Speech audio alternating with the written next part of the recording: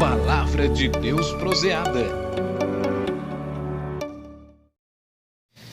É com grande alegria que nos reunimos novamente aqui no nosso bate-papo sobre a Palavra de Deus, sempre um bate-papo aqui bem intelectualizado e também bem profundo. E nós hoje estamos com o irmão Jackson, que nos acompanhará nesse momento de partilha e de estudo. Tudo bem, irmão John? Tudo bem a todos que nos acompanham nesse programa do Palavra de Deus proseada. É novamente uma alegria estar aqui e dando continuidade aos nossos estudos também sobre a literatura sapiencial. Hoje vamos estudar particularmente um dos livros que eu mais gosto, que é o livro de Jó. Trabalha temas muito interessantes, né? Do pecado, da culpa, do sofrimento, e também tem aquela bela literatura entre os diálogos entre Deus e o diabo. Então, vamos falar hoje sobre o livro de Jó. John, o que o senhor nos tem a dizer sobre o livro de Jó? Nossa, interessante. Falávamos semana passada do livro da sabedoria. O livro da sabedoria foi o último livro escrito do Antigo Testamento, do cânon do Antigo Testamento nosso, católico. Só retomando um pouco, falávamos também que quem criou um cânon dos livros sagrados foram os cristãos. Depois, os judeus, vendo isso, também quiseram ter um cânon de seus livros sagrados. E aí, estabeleceram. E ficou de fora o livro da sabedoria. O livro de Jó está no cânon, tanto judaico, como nosso cristão, como também dos protestantes. Mas esse é um dos livros mais emblemáticos, irmão Jackson. Por quê? Tem partes da Septuaginta, que está na Septuaginta do livro, que não se encontra no texto massorético judaico. E era preciso a gente confrontar os dois. Claro que aqui nós não temos todo esse tempo para fazer. Vamos apenas contar um pouco a história da construção desse livro. Quem é o autor, ou os autores? Quem são os destinatários? Os destinatários são o povo de Deus. Os autores não conhecemos. Por isso que o livro de Jó é bem emblemático. Ele é feito em várias etapas da história do povo de Deus. E cada um pode situá-lo em um local que mais lhe apraz. Quer ver um exemplo? Olha só. Lá no... Claro que é em todo o livro, que o nome de Deus é chamado por Shaddai. Lá no capítulo 8, no discurso de Baldade, nós ainda não falamos dos amigos, mas só para trazer um exemplo. O versículo 5, como é que está escrito? Quanto a ti, se buscas Deus, se imploras a Shaddai. Shaddai foi a maneira que Deus se revelou aos patriarcas, certo? A Abraão, Isaque e Jacó. Então, alguns autores colocam o personagem dentro da era patriarcal. Se nós falávamos aqui já em outras vezes que os textos patriarcais foram escritos no exílio de Babilônia, na volta do cativeiro. Então, os escritores se situam neste mesmo tempo, a volta de cativeiro de Babilônia. Qual o problema? O livro de Jó não tem paralelos. Você só encontra esse personagem aqui. Não tem uma história paralela. Você não vai encontrar no livro do Gênesis. Não tem ligações com outras. Veja que o conteúdo já começa a ficar complexo. Por outro lado, esses textos da literatura sapiencial não têm nada a ver com o Pentateuco, porque eles são do coração, são da alma, nascem do chão. É uma poesia. Então, esse livro é um livro bem complexo e é um gênero inteiramente novo. Sabe por quê? Porque ele começa com um diálogo, com a história, mas uma história contada poeticamente. Os autores do livro de Jó criaram 3 personagens. Quais são esses 3 personagens? Os 3 personagens nós encontramos no capítulo 2, o versículo 11. Pode ler, irmão? Os 3 amigos de Jó, Elifaz de Temã, Baldad de Suás e Sofar de Namat. Pode continuar. Ao inteirar-se da desgraça que havia sofrido, partiram de sua terra e reuniram-se para ir compartilhar sua dor e consolá-lo. No primeiro momento da construção do livro, eles criaram esses 3 personagens e colocaram eles entre diálogos. E por último, foi criado o personagem Jó. O personagem Jó é aquele que vai desfazer a teodiceia tradicional. Qual é a teodiceia tradicional? Você está sofrendo porque você pecou. Essa é a teodiceia tradicional, que se encontra bem no Pentateuco. Lembra que creio que aqui falamos das maldições e das bênçãos. Se tu tiveres compaixão do órfão, da viúva e do estrangeiro, eu te darei bênçãos. Mas se tu desprezares, eu trarei a desgraça para ti. Beleza até aí? Então é nessa situação que começa a escritura desse livro, no exílio de Babilônia. E ele é escrito por volta do século V, em época persa ou helenística, quando se chega à conclusão de todo esse livro. Antes de entrarmos mais a fundo, vamos à história narrada. A história narrada de Jó. Quem é esse Jó? E o interessante é que Jó é um personagem que retrata todo o povo de Deus. E aqui quando a gente lê Jó, não vamos pensar apenas em uma pessoa, mas vamos pensar em Israel, que foi levado ao cativeiro pelos assírios, também os babilônios, quando invadiram a Judéia, levaram todos eles e todo o povo.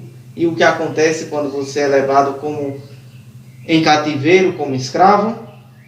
Você perde tudo e todos. E começa a perder também as raízes. Então o povo de Deus vai ter que permanecer firme. E eles colocaram isso tudo nesse personagem chamado Jó. Vamos ler o prólogo.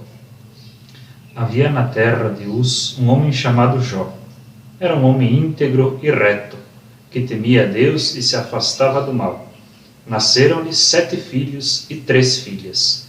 Possuía 7.000 ovelhas, 3.000 camelos, 500 juntas de bois, 500 mulas e servos em grande número. Era, pois, o mais rico de todos os homens do Oriente. Sabemos que Israel Norte prosperou bastante antes de ser invadido pelos assírios, né? E apareceram os profetas denunciando os seus crimes. Seus filhos costumavam celebrar banquetes, um dia em casa de um dia em casa de outro, e convidavam suas 3 irmãs para comer e beber com eles. Terminados os dias de festa, Jó os mandava chamar para purificá-los. De manhã cedo, ele oferecia um holocausto para cada um, pois dizia: talvez meus filhos tenham cometido pecado, maldizendo a Deus em seu coração. Assim costumava Jó fazer todas as vezes. Até a construção desse livro de Jó, se pensava que a vida terminava aqui. Se Deus te ama, se você faz coisas que agradam a Deus, Ele tem por obrigação te recompensar nesta vida. Certo? Esta é a única e a mais importante. Aqui e agora. Quer premiar e castigar, tem que ser hoje. Se Deus quer premiar o justo, premia hoje. Se quer castigar, castiga hoje. Uma concepção que nós cristãos temos da vida eterna. Eles não têm. Então, morreu, acabou. Deus tem que premiar agora, em vida. Só que a última, quando foi construído o prólogo, é interessante que esse prólogo ele abre com uma maestria e se torna bem emblemática. Satã conversando com Deus, vamos ver. No dia em que os filhos de Deus vieram se apresentar a Yahvé, entre eles veio também o Satã. Yahvé então perguntou ao Satã: de onde vens? Venho de dar uma volta pela terra, andando a esmo. Respondeu Satã. Yahvé disse ao Satã: reparaste no meu servo Jó? Na terra não há outro igual. É um homem íntegro e reto, que teme a Deus e se afasta do mal. Satã respondeu a Yahvé: é por nada que Jó teme a Deus? Porventura, não levantastes um muro de proteção ao redor dele, de sua casa e de todos os seus bens? Abençoaste a obra de suas mãos e seus rebanhos cobrem toda a região? Mas estende a tua mão e toca nos seus bens. Eu te garanto que te lançará maldições em rosto. Então Yahvé disse ao Satã: pois bem, tudo o que ele possui está em teu poder, mas não estendas tua mão contra ele. E o Satã saiu da presença de Yahvé. Interessante. Deus marca a audiência. Yahvé marca a audiência. O monarca, o rei de Israel Norte, marcava a audiência com o povo e com os camponeses, a plebe. E Yahvé, o autor aqui, utiliza da mesma imagem para ser compreensível. Entre os filhos de Deus veio Satã. Interessante que Jó está lá embaixo na terra. Não sabe o que acontece com Deus e Satã. Ele não sabe de nada. Mas os autores que escreveram sabem que acontece um diálogo. Um diálogo no céu. E o livro não é histórico. Esse livro não é histórico. Mas as entrelinhas dele falam bem ao coração. Agora, vejamos que os amigos de Jó, eles sempre procuram dizer que Jó teve algum pecado para cair em todas as desgraças. E eles vão se alternando, um após o outro, para repisar Jó, sem que o pobrezinho não consiga nem defender-se. Por outro lado, o livro quer mostrar que é preciso ter humildade. Então, há 3 chaves de leitura para ser lido o livro de Jó. Podemos ler o livro de Jó vendo um Deus que está ao lado dos que sofrem, ou que castiga. Podemos fazer essa leitura, ele castiga. Mas por que ele castiga se Jó não aconteceu, não fez nada? É difícil, porque não sabemos explicar o problema do mal. Por que existe o mal? Nós não sabemos. É por conta de algum pecado? Nós não sabemos. Se pode ler o livro de Jó como aquela total confiança que o indigente tem a Deus, e se pode ler também como um grande salmo de lamentação.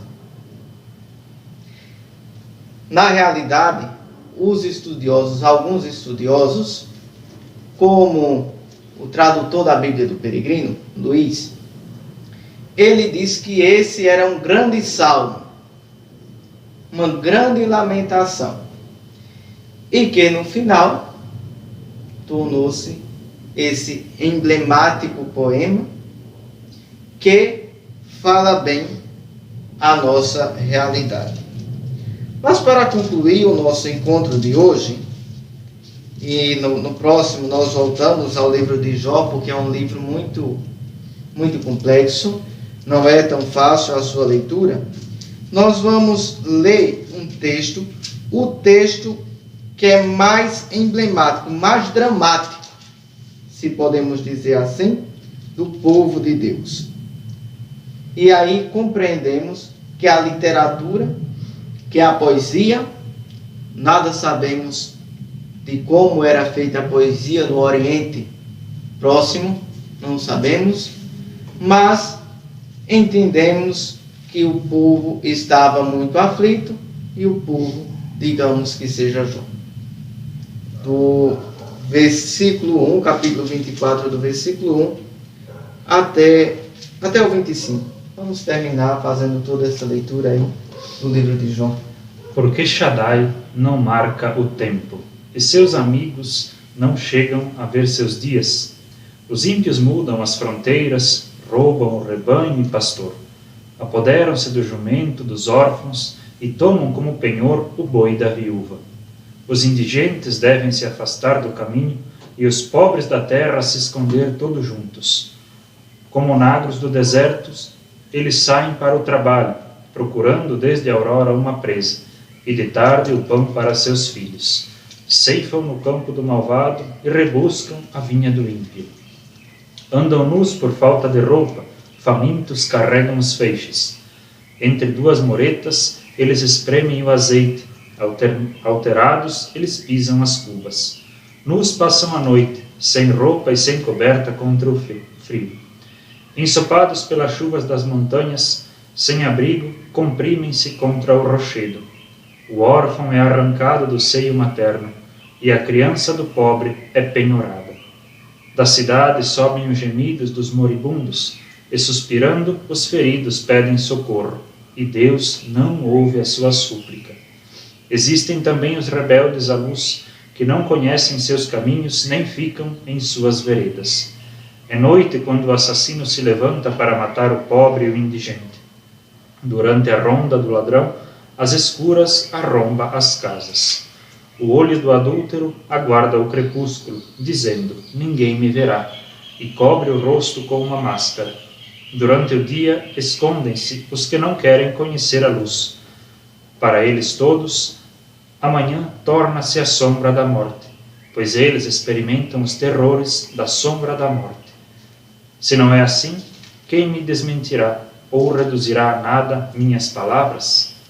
Vejam que é uma situação forte, uma situação real, que o povo de Deus está passando, que o povo de Deus está sofrendo, e no momento da dor e do sofrimento, também é a nossa pergunta muitas vezes: onde está Deus? Onde Deus está?